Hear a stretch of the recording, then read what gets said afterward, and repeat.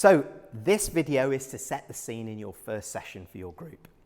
So for the first session, it's important to set the scene for the participants, open a discussion to exchange with your group and answer any initial questions.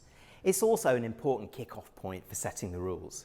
To help you, you may also access the project workbook, which looks like this. It's distributed to each participant, and you also have a facilitator guide and an addendum to that, which gives you a step-by-step process and some energizers that you can use.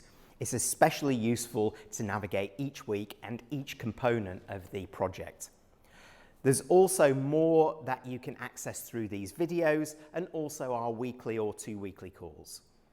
Each of the steps your team will tackle are summarised clearly in the workbook as objectives, outputs needed, and a summary of how to approach the specific step. You'll find this at the beginning of each section, which represents the beginning of each step in the workbook. And it's useful to read that through in advance so it's clearly understood by all, by them as a team, but also by you. Doing that, it allows you particularly to spend time with those in the group who may need more help in the explanation so they don't fall behind or feel excluded.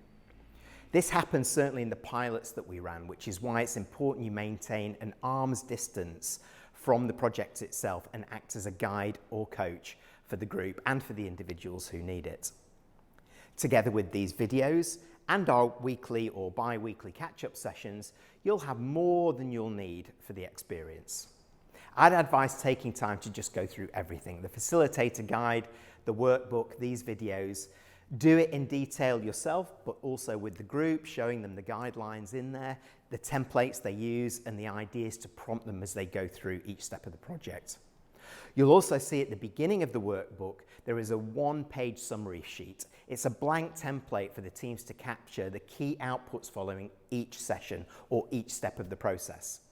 This is important to ensure that it's completed from you as a guide, as it provides the flow for our story and for the final presentation they'll prepare after the project's over. It'll make it easier to capture the important messages in a powerful way, rather than trying to remember what happened in the preceding week. This will also help reinforce the nature of the project and their role in it, as much as your role. That said, this is all owned by the group with your guidance. The team should very quickly gel into a collaborative, inclusive group.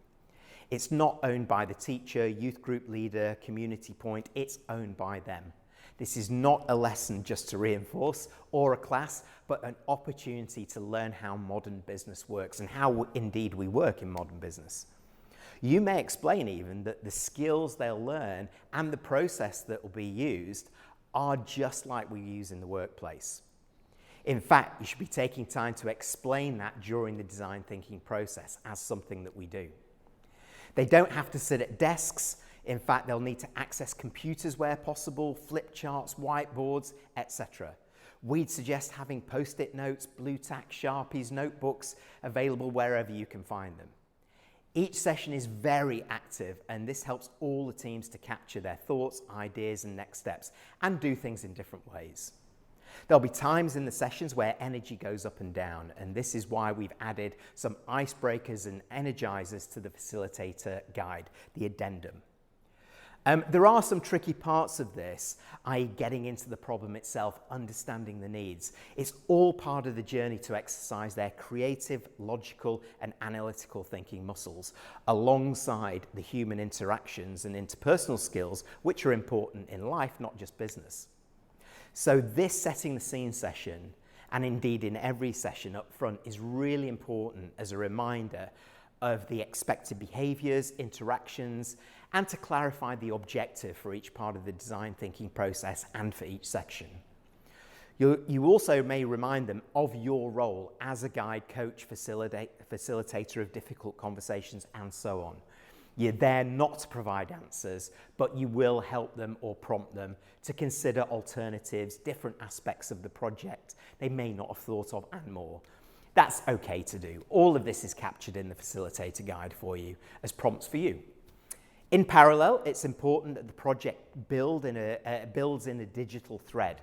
So using technologies and tools that may help the group in each stage is a critical part of the process. They don't have to use them all the time and only use where it really helps the process. For example, using online surveys for the empathise step, as we talked about.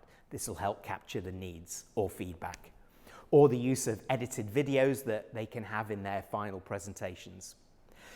As the groups go through each week, it's also therefore important to build the story of the project, so when it comes to presenting the final solution to their audience, let's say their school assembly, community group leaders and so on, that it's impactful, gets to the heart of the matter and comes across as a very personal passion project for the group and the individuals within it. More on that in a separate video. Myself and the team will set up these weekly Teams or Zoom sessions, as I've talked about before, for everybody leading these groups. That'll help you bring any questions or challenges or good practices that have come out of your group as advice or watch-outs for others. These facilitator group meetings will aim to do three things mainly: share experiences and progress, respond to the questions that we all have, and prepare you for the next session. On top of this, of course, to develop a community of our own, to connect with outside of the formal meetings that we might have or your group. It's useful to keep that going outside of our weekly sessions. The Diverse IT Talent team will also be available for ad hoc questions in between times, and we'll share our contact information as well as setting up a central portal for you to ask questions ongoing, share stories and more. The next 5 videos will take you through how to facilitate and manage the 5 steps of the design thinking process, which will guide your group's actions. One caveat here: the whole process can take between 6 to 10 weeks or longer, so don't need to rush it. As an example, 1 week for one step of the design thinking process may not actually be enough, because either they're not getting to it or actually they're making some great progress, so you want to keep it going. It doesn't need to be forced. In fact, a period of reflection is very useful, particularly for that step itself, to set the scene for the whole project going forward. This also takes into account that the first session you run will be part of the explaining process, fielding questions, getting the groups to gel into a team, and clearly articulating the objectives, expectations, and perhaps empowering the group to come up with their own rules of engagement in respect to co-working, communication, collaboration, and what they expect or need from you as their guide or coach. So this session can take 1 week in itself, or one of those weekly sessions in itself. It's essential after the kickoff that they clearly understand the challenge, the expectations, and the fact that they lead that whole process, not you, as I keep on reinforcing. To help them, as well as you, the first session is when you will hand out the workbooks, which will explain each stage for the teams as much as to yourself. These can be printed or provided as digital files and useful to read through first as a group.